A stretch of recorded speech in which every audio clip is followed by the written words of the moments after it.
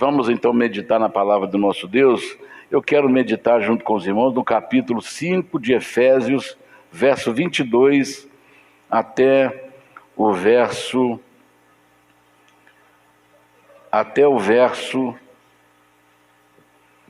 27.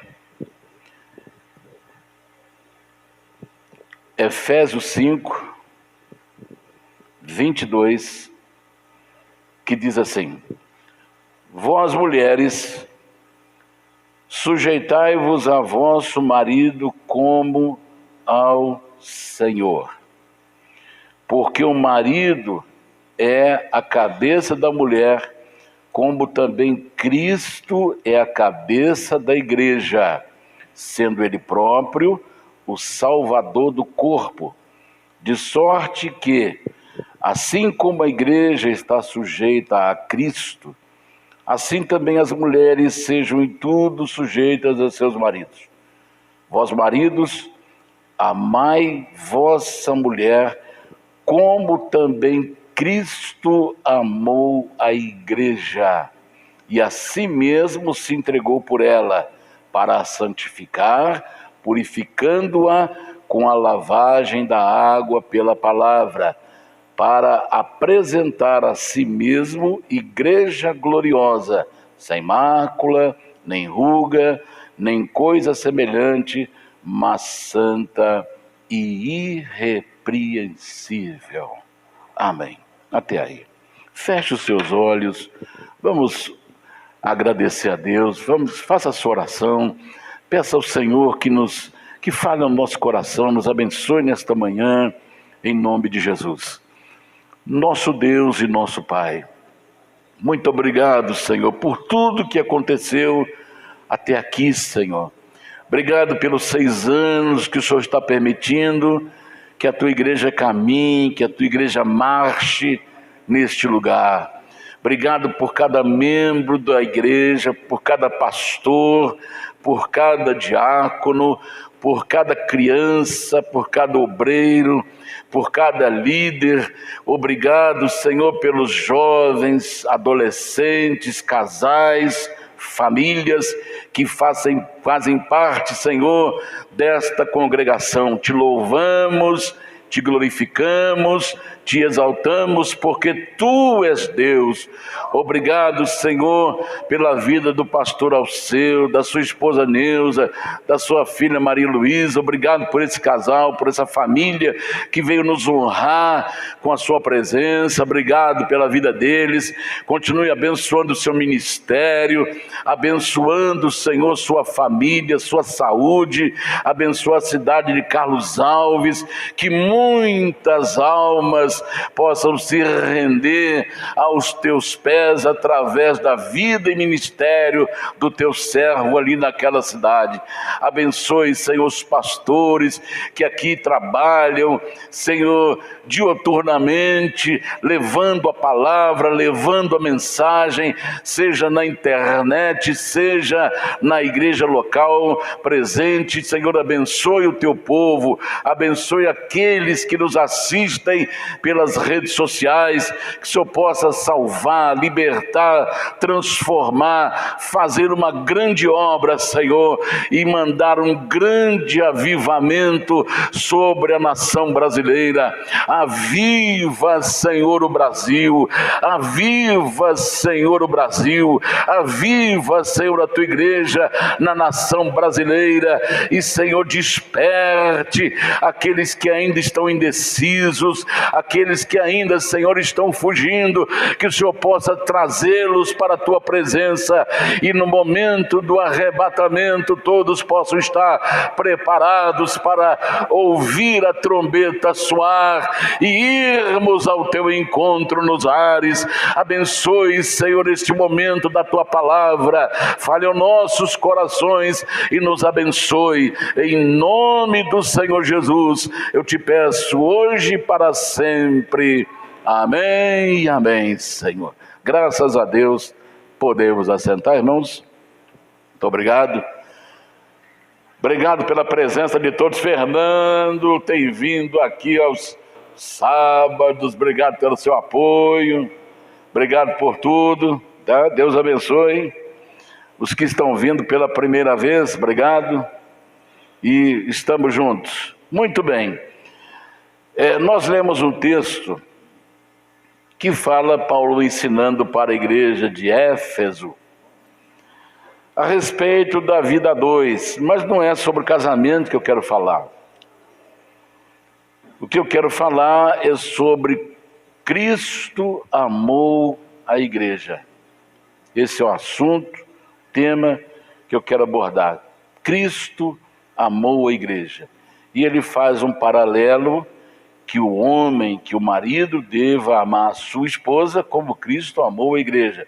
Então, nós vamos falar sobre Cristo amou a igreja. Muito bem, a Bíblia, lá no capítulo 19, verso 10 de Mateus, diz que Jesus veio buscar e salvar o que se havia perdido. Então, disseram-lhe seus discípulos, 19:10, Mateus, deixa eu ver se é esse texto mesmo. Hein? Não é Lucas, não? Acho que não é. Mateus, né? Deixa eu ver aqui. Disseram-lhe seus discípulos, se assim é a condição do homem relativa à mulher, não convém casar. É só isso aí? Não, então eu enganei aqui. Lucas 19:10, por gentileza. Às vezes na hora de preparar a gente acaba colocando um...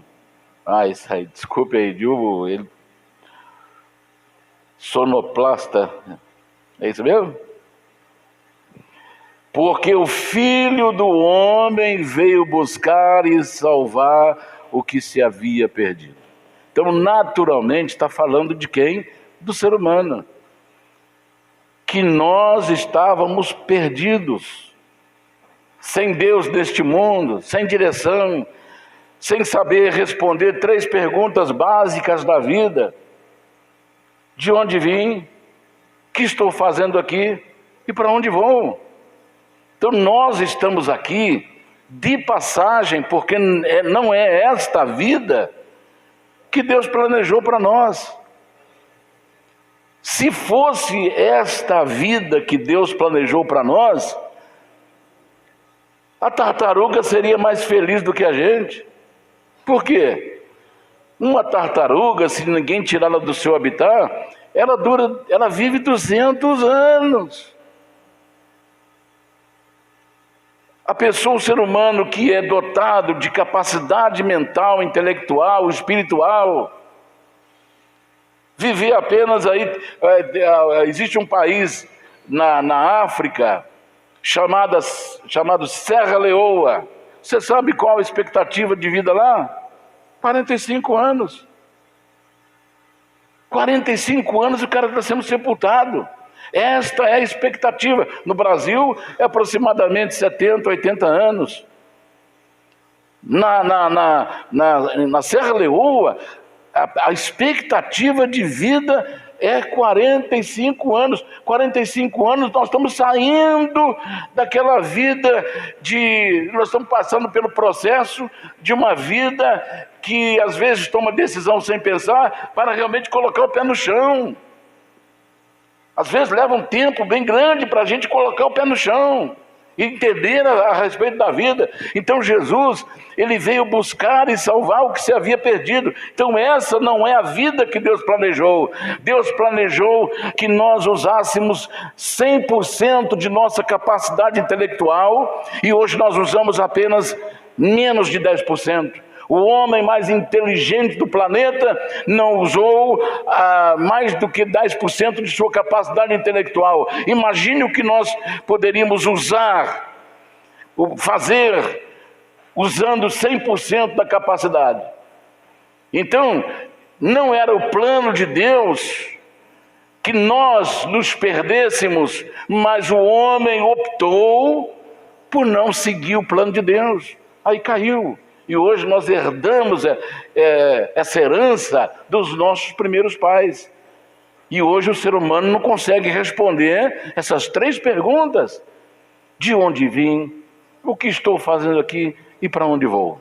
Agora, quando Jesus veio, entrou em nossa vida, aí nós conseguimos responder essas 3 perguntas. Eu vim de Deus, sou imagem e semelhança dele, sou parecido com ele. O que eu estou fazendo aqui, me preparando para estar com ele, para viver eternamente. Eu estou aqui nesta terra cumprindo o seu propósito, e para onde vou, lá não haverá mais dores, lá não haverá mais pranto, lá não haverá mais morte. Então só Jesus entrando na vida de uma pessoa, ele poderá responder essas 3 perguntas. A Bíblia também refere-se a um homem, lá em Marcos capítulo 10, verso 21, um jovem que tinha muitas qualidades. E a palavra de Deus fala que Jesus o amou. Jesus amou aquele moço. Está escrito, e Jesus olhando para ele, o amou. E lhe disse, falta-te uma coisa, vai, vende tudo quanto tens e dá-o aos pobres e terás um tesouro no céu. E vem, toma a cruz e segue-me. Então, irmãos, Jesus viu um moço muito rico, mas que tinha qualidades. Quando Jesus perguntou a ele, ele falou assim, olha, eu observo os mandamentos de Deus desde a minha infância. Era uma qualidade que ele tinha, que os seus pais se preocuparam com ele. Porque hoje eu estava vendo uma mãe desesperada, que o filho foi expulso da escola, recebeu uma suspensão de 1 semana. Por quê? Porque brigou na escola, ele é indisciplinado na escola. Aí a mãe foi buscá-lo, porque ligaram para a casa dela que ele tinha sido suspenso 1 semana, era um pré-adolescente. Aí ela no meio da rua gravou um vídeo, ele na frente andando, e ela gravou um vídeo e falou assim, olha, eles me chamaram lá para poder buscar o meu filho que foi suspenso 1 semana, mas eu não posso corrigi-lo, eu não posso colocar ele na linha, porque se eu for corrigir, logo alguém liga para o conselho tutelar e eles vêm e tomam meu filho. Então nós estamos vivendo num mundo de confusão. Um dia uma criança estava gritando, parecia que a mãe espancou a criança. Aí a mãe pegou um vídeo, saiu para fora, gente, olha aqui, eu nem estou tocando nela, e a criança berrando lá dentro, porque senão daqui a pouco vão me levar, a polícia vai estar aqui me levando por violência contra meu filho. Olha a situação, a pessoa precisa ser disciplinada, educada, e o pai não pode fazer. Então esse jovem tinha muitas qualidades, porque o pai se preocupou em colocar Deus na vida dele. Só que ele cresceu e agora ele tinha que tomar decisões na sua vida. E ele encontra-se com Jesus, e Jesus, ele pergunta para Jesus, bom mestre, o que farei para herdar a vida eterna? Aí Jesus pergunta para ele, você obedece os mandamentos? Eu tenho observado desde a minha infância. Mas ainda te falta alguma coisa. Desprenda-te dessas coisas materiais. Jesus queria só testá-lo. Jesus não queria fazer com que ele se tornasse sem bem, sem nada. Mas foi um teste para ele mesmo. Você quer ser perfeito? Venda tudo que você tem, distribua para os pobres. Vem, toma a sua cruz e siga-me. Aí ele ficou triste. A gente percebe que o pai se preocupou em colocar a palavra no coração dele, mas na hora de decidir para o maior, na hora de decidir para o melhor, ele achou que o melhor era o bem material. Aí ele ficou triste e virou. Mas a palavra de Deus fala que Jesus o amou. Às vezes, quando a gente fala sobre isto, quando se fala em amor, tem que explicar, porque as pessoas confundem muito as coisas. Hoje nós estamos vivendo num mundo de confusão mental, de confusão com relação à criação da família. O mundo hoje está de ponta cabeça. Quando nós falamos em amor, é preciso que haja explicação. Existe o amor eros, que é o amor físico. O amor eros é só entre casais, pessoas casadas, que é o amor sexual. Existe o amor philos, ou storge, que é o amor entre pais e filhos. Que você pode dizer para o seu filho grandão, eu falo para o meu filho, filho, eu te amo.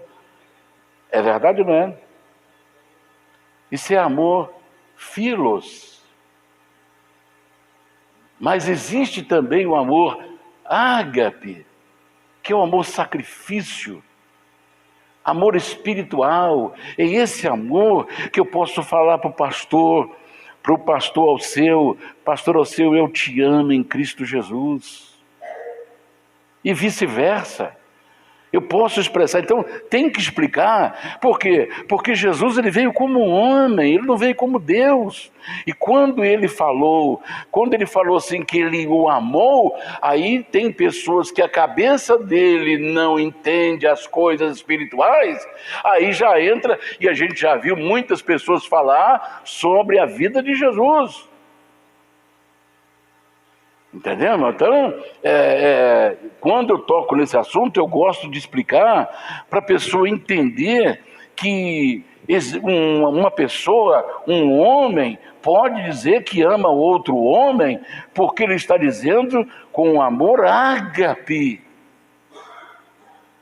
E não abre brecha aqui para homossexualismo, não abre brecha aqui para poder dizer, olha, Deus está dizendo aqui que eu posso amar outra pessoa do mesmo sexo. Não é isso que Deus está dizendo. Então nós temos que explicar nos mínimos detalhes, até desenhar se for preciso, para ver se entra na cabeça de alguém. Quando Davi falou que amou, que a sua alma amou Jonatas, filho de Saul, muitos pensaram aqui, olha, aqui o homossexualismo na Bíblia. Mas é amor ágape. Davi era homem, com letra maiúscula. Jonatas era homem, com letra maiúscula. Mas a cabeça do ser humano hoje está cheio de ideologia nefasta, doente. Eles estão destruindo os neurônios das crianças, destruindo a capacidade intelectual das pessoas, porque querem nivelá-la por baixo. Quando você vai comprar uma casa, aí está lá escrito assim, rendimento da família, para comprar uma casa. Minha casa, vida deles. Um negócio assim. Minha casa, vida deles. Aí o marido ganha 2.000, a esposa ganha 2.000. Aí você vai comprar a sua casa pela minha casa, vida deles. Aí eles olham o rendimento da família, é 4.000. Ah, você não pode não. Você tem que ganhar só 3. Aí o cara falou, preciso da casa. Aí chega o patrão dele, patrão, a partir de hoje você me paga só R$1.000 para me poder comprar uma casa. Está dando para você entender? A meta é nivelar todo mundo por baixo. Esse é o plano de Satanás. Aí destrói a família, você entrega um filho para a escola e ele volta, se ele é obediente, é mansinho, respeita pai, respeita a mãe, toma a bênção do pai, toma a bênção da mãe. Quando ele passa, ele se forma no 1º grau, aí ele não te pede bênção mais, ele não te obedece mais, porque eles estão te entregando agora um uma criança destruída, mental, física. Quantas mães reclamam comigo, pastor, meu filho cantava, cheio do Espírito Santo, orava, todo dia orava, foi fazer faculdade, não quer saber de Deus mais, porque eles tiram Deus da sua vida, eles tiram Deus da vida dos filhos. Mas este moço, ele mostrou que ele tinha qualidades, porque ele obedecia e seguia os mandamentos. Então Jesus o amou. Então Jesus nos ama. Jesus te ama. Mas ele fica triste porque a decisão que ele tinha tomado era seguir os seus bens. A palavra de Deus diz mais em João 3,16: Deus amou o mundo de tal maneira que deu seu único filho para que todo aquele que nele crê não pereça, mas tenha a vida eterna. É o que diz a palavra. Mas ainda acima de tudo, Deus, Jesus, amou a igreja. Jesus amou a igreja. Jesus amou uma pessoa, cada pessoa individualmente, mas agora ele ama, ele mostra o seu amor à igreja, como nós lemos aqui, assim como Cristo amou a igreja e se entregou por ela. Então Jesus amou a igreja. Igreja não é prédio, igreja não é estrutura de ferro, de alvenaria. Igreja é um conjunto de pecadores salvos, que pode estar reunido numa garagem, pode estar reunido numa praça, pode estar reunido numa casa. Então igreja, tem muita gente que ama e adora a placa. Tem pessoas que a placa é maior do que Jesus. Ele briga pela placa, ele defende a placa, ao invés de defender a sua fé, ao invés de defender a sua salvação, ele defende a placa, mas Jesus não veio, Jesus não estabeleceu placa. Jesus morreu pela igreja, a igreja é um conjunto de pecadores salvos, é um conjunto de ex-ladrão, ex-prostituta, ex-assassino, ex-cego, ex-doente, ex-destruído. A igreja é formada de ex, porque se não tivesse os perdidos, Jesus não precisava ter vindo. Jesus veio porque Daniel não podia salvá-la a si mesmo. Jesus veio porque você não pode se salvar. Nenhum ser humano pode se salvar. Esse moço, ele falou que ele obedecia, ele olhava, observava os mandamentos. Isso não é suficiente? Observar, todo mundo observa, mas Jesus veio porque não é as minhas obras que vão me salvar, mas é Jesus Cristo que me amou e a si mesmo se entregou por mim e morrendo na cruz. Aleluia, aleluia.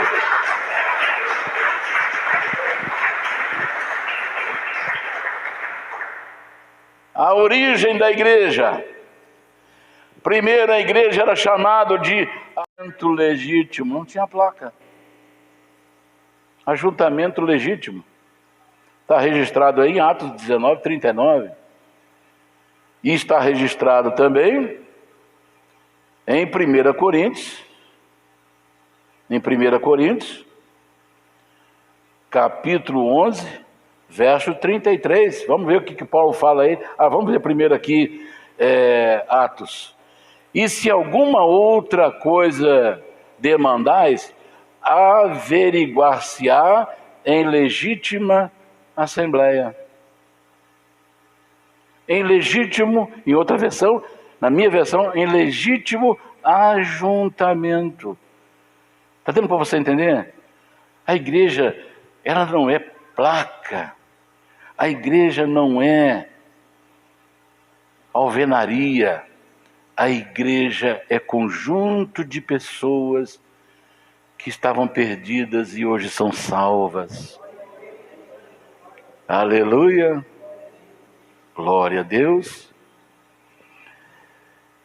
1 Coríntios 11, 33. Portanto, meus irmãos, quando vos ajuntais, não está falando assim, quando você for para a igreja para comer, esperais uns pelos outros.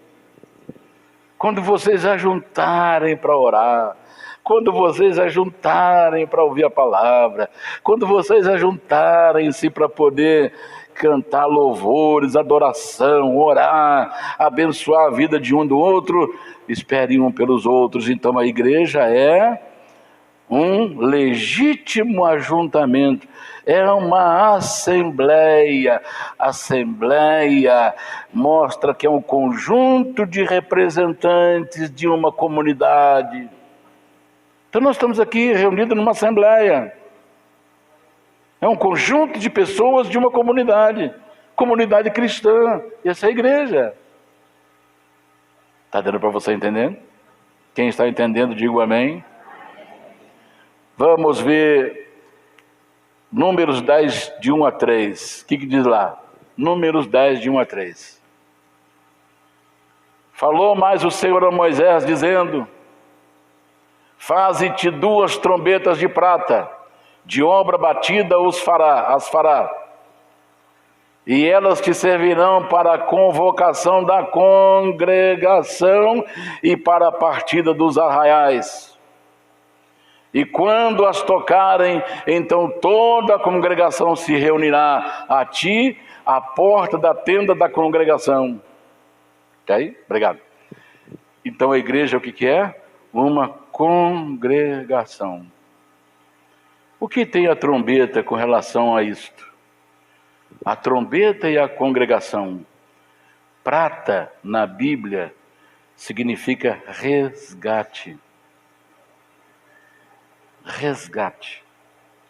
Quanto se pagará pelo resgate de um escravo? 30 moedas de prata. Porque prata simboliza resgate. Então Deus falou: faça 2 trombetas de prata de obra batida. Quer dizer, não podia ser derretido a prata e colocar num molde e fazer, tinha que ser de obra batida. Pegava tantos quilos de prata, ia batendo, até fazer aquela obra perfeita. Porque tudo que é de obra batida na Bíblia significa que nós fomos ligados a Jesus com muita dor. O castigo que nos traz a paz estava sobre ele. E pelas suas feridas nós fomos sarados. Nós não estamos unidos a Jesus por encaixe. Não estamos fundidos em Jesus por derretimento, mas por sofrimento, por açoites, por dor. Por isso que a Bíblia diz: aquele que sofrer com Cristo, também com ele reinará. O servo de Deus tem lutas e lutas e lutas todo dia. Parece que quando a gente sai de uma fornalha, já tem outra esperando, mas nós estamos sendo preparados, nós estamos sendo forjados para viver uma vida nesta terra de exemplo, forjados para sermos servos do Senhor e ouvir a sua palavra: vinde benditos do meu Pai, possuir o reino que vos está preparado desde a fundação do mundo. Aleluia, aleluia, aleluia, aleluia.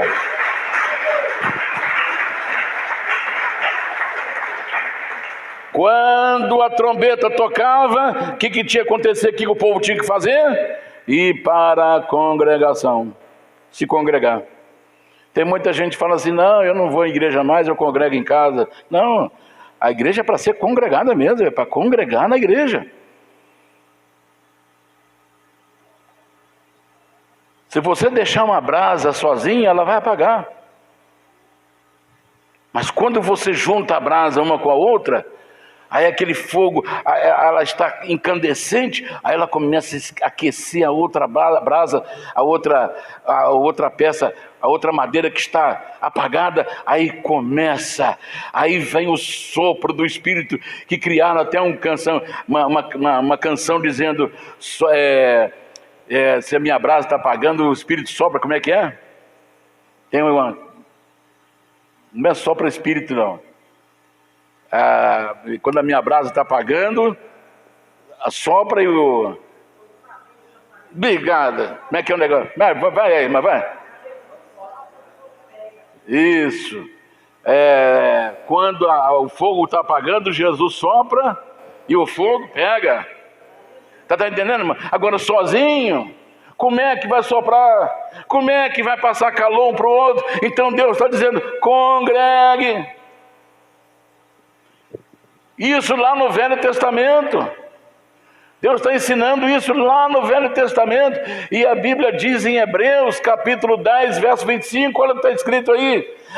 Para aquelas pessoas que acham que não precisa de congregar, não deixando nossa mútua congregação, como é costume de alguns, antes admoestando-nos uns aos outros, e tanto mais quando vedes que se aproxima, que vai se aproximando aquele dia. Que dia é esse? É o dia do arrebatamento, é o dia de tirarmos, da trombeta tocar e nós reunirmos com o Senhor. Então não podemos deixar nossa congregação, não podemos deixar de congregar. Deu para entender, irmãos? A formação da igreja.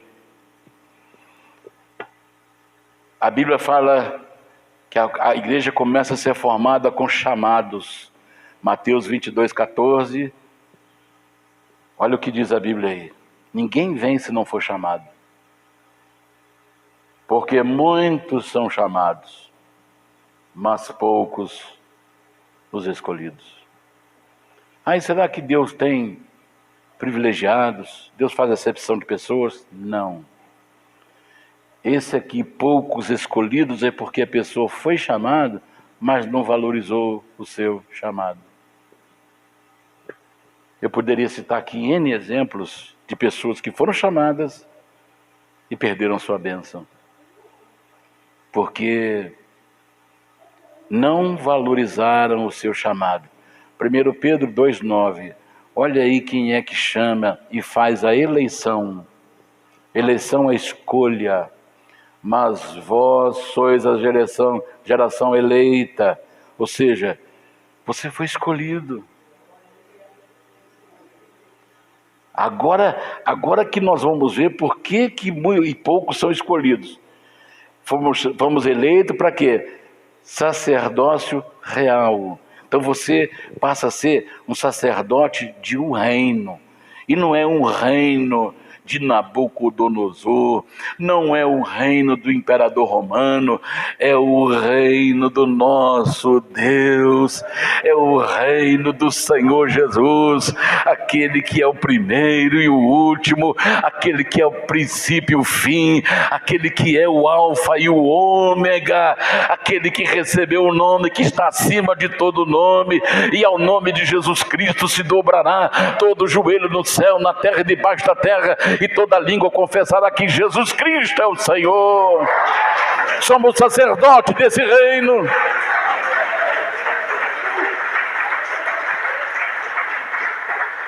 Fomos eleitos para ser uma nação santa, separada do sistema maligno que há no mundo.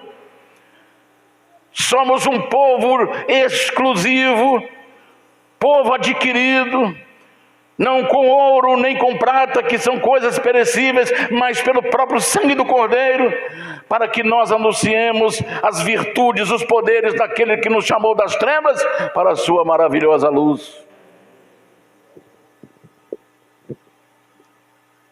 Formação da igreja chamados. Formação da igreja convertidos. Eu não faço parte da igreja por simplesmente gostar da igreja. Gostar da placa, gostar do pastor seu, gostar do pastor Paulo, do pastor Júnior, do pastor Moisés, do pastor Antônio, do pastor Leandro, ou de qualquer outro, vou lá porque gosto de ver aqueles irmãos cantar, tocar. Ninguém vai estar garantido se ele vir para a igreja só gostar. Ele precisa de conversão. Conversão significa mudar de direção. Minha vida mudou. Eu sou ex. Deu para entender? Sua vida mudou, não porque você quis, mas Deus mudou a sua direção. Eu te falo porque aconteceu comigo. Quando eu ouvi a palavra de Deus, um pastor de Brasília pregou para nós num evento chamado Alcance 75. No dia 25 de outubro de 75. Estava com 19 para 20 anos. Um mês depois eu ia fazer 20 anos. Aí eu tinha vontade de tirar minha própria vida, porque a vida pecaminosa não preenchia o vazio, bebida não preenchia o vazio. Então falou, por que eu estou fazendo aqui? Só sofrer? Eu vim para esse mundo só para sofrer? Então eu prefiro morrer. Aí eu ouvi a palavra de Deus, o pastor nem falou de transformação, ele pregou Salmo 23. Aí depois que ele terminou, ele falou assim, quem quiser receber uma oração especial, vem aqui. Eu estava numa arquibancada, eu desci correndo de lá.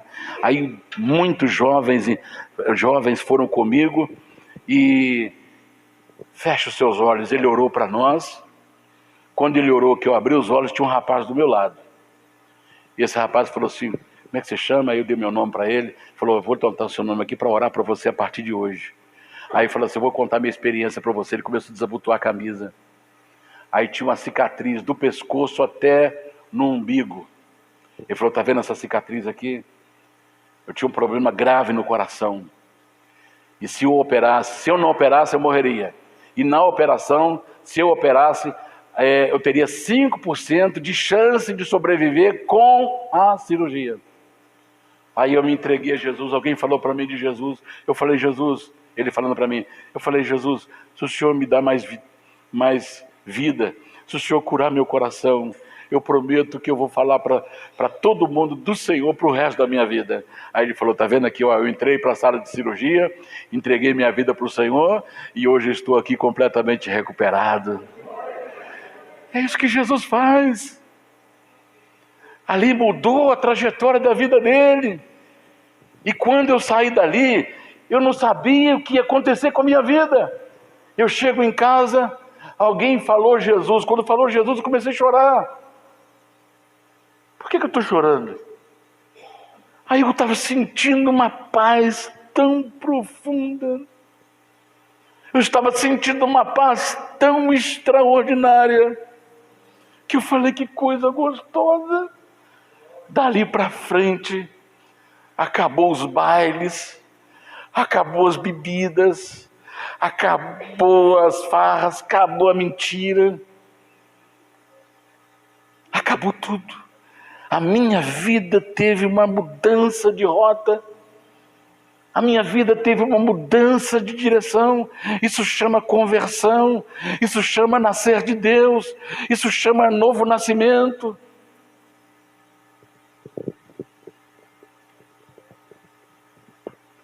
Esta é a formação da igreja, chamados, convertidos, batizados. Marcos 16, 15, ide por todo mundo pregar o evangelho a toda criatura. Quem crê e for batizado será salvo, quem porém não crê será condenado. Então a formação da igreja é de pessoas chamadas, de pessoas convertidas, de pessoas congregadas.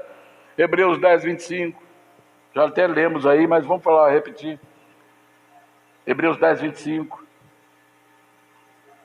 Não deixando nossa mútua congregação, como é costume de alguns, antes admoestando-nos uns aos outros, tanto mais quanto vedes que se aproxima ou está se aproximando aquele dia.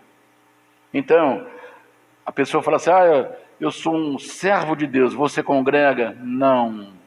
Então, está faltando uma coisa. Tem que congregar, não. Pastor, mas está tanta coisa. Irmão, não olha para isso não.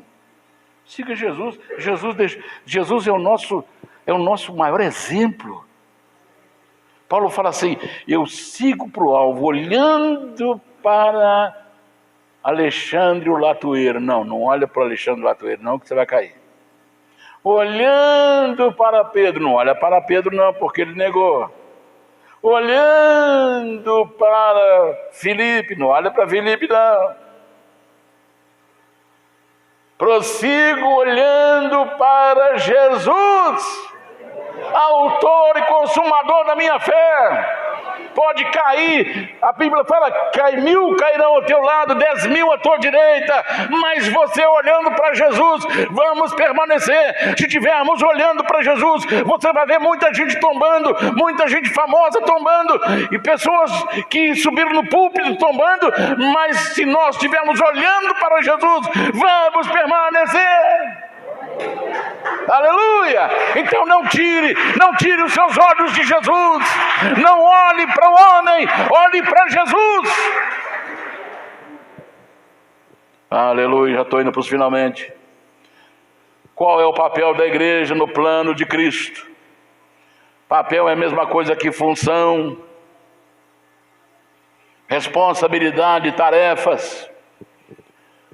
Primeira coisa, desenvolver o reino de Deus. 2 Coríntios 5:20.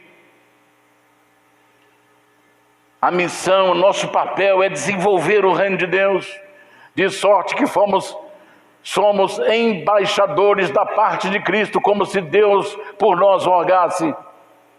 Rogamo-vos, pois, da parte de Cristo, que vos reconcilieis com Deus. Então nós temos uma missão, uma responsabilidade, um papel no plano de Cristo, desenvolver o reino de Deus. Eu não posso ser como o mar morto, que só recebe e não distribui. Quanto mais o mar morto não tem peixe, não tem vida, porque ele só recebe. E quando uma pessoa só recebe,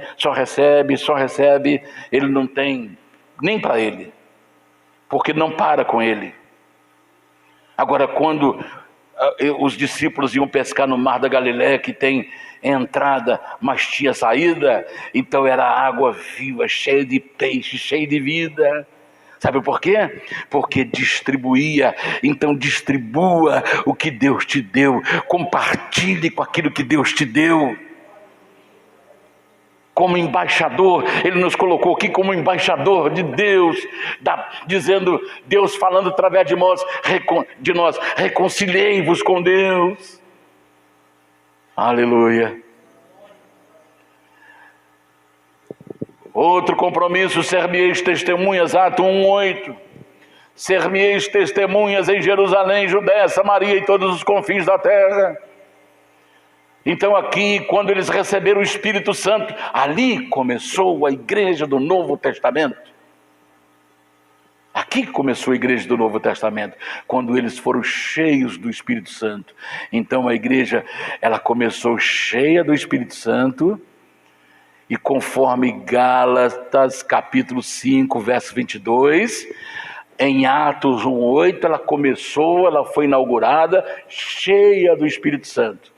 E agora em Gálatas, capítulo 5, verso 25, está dizendo que esta igreja precisa viver e andar no Espírito. Se vivemos em Espírito, andemos também em Espírito. Quando você veio para a igreja, você veio pelo Espírito. Não deixe o Espírito Santo sair da sua vida. Davi disse, não tires de mim o teu espírito, mas torna a dar-me a alegria da tua salvação. Porque se a igreja perdeu o espírito, acabou a igreja. Só vai restar parede, só vai restar bancos. Ah, pastor, mas a igreja está cheia. Cheia de quê? Cheia de pessoas vazias, cheia de pessoas que querem se matar. Há pouco, um pastor tirou a sua própria vida aqui na Colômbia, pastor brasileiro, que foi fazer missões lá, na Colômbia, ele tirou a sua vida.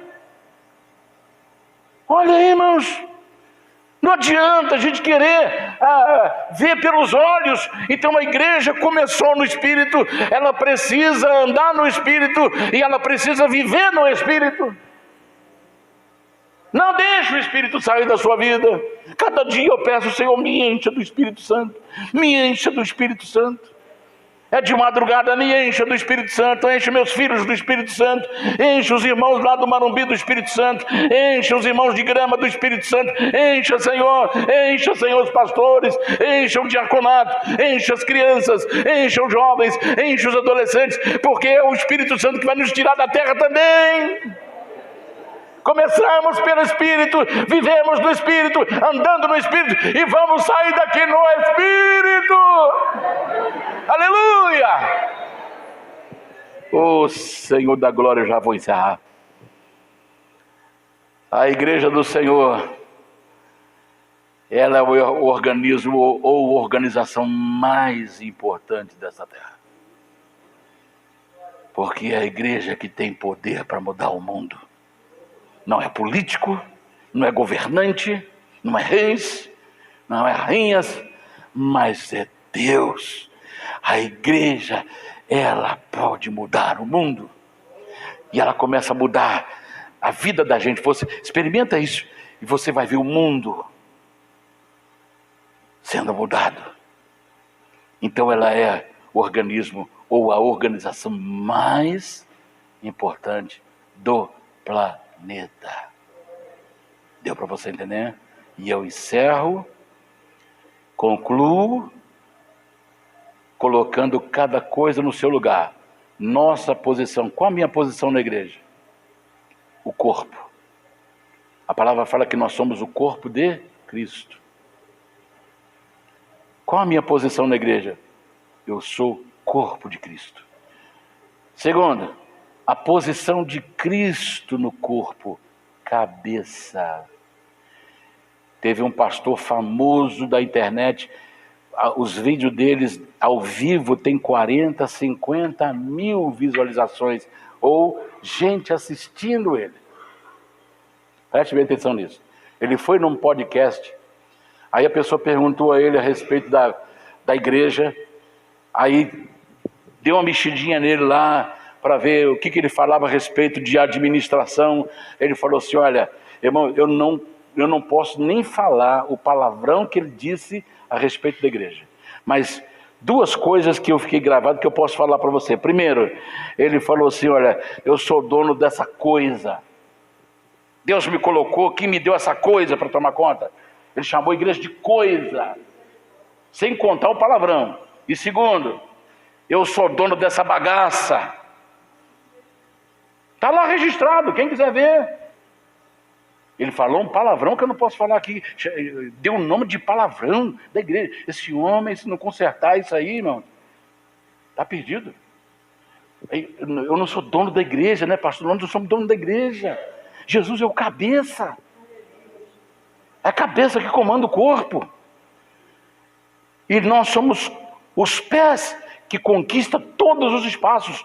Mateus 28, 20, se não me falha a memória. Vamos ver aqui se é isso mesmo. Olha, ele mandando. Falta um versículo para mim aí.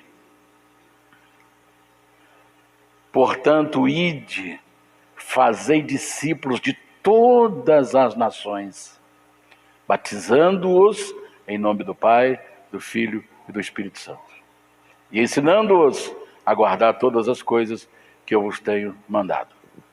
E eis que estou convosco todos os dias, até a consumação dos séculos. Amém. Deu para entender, irmãos?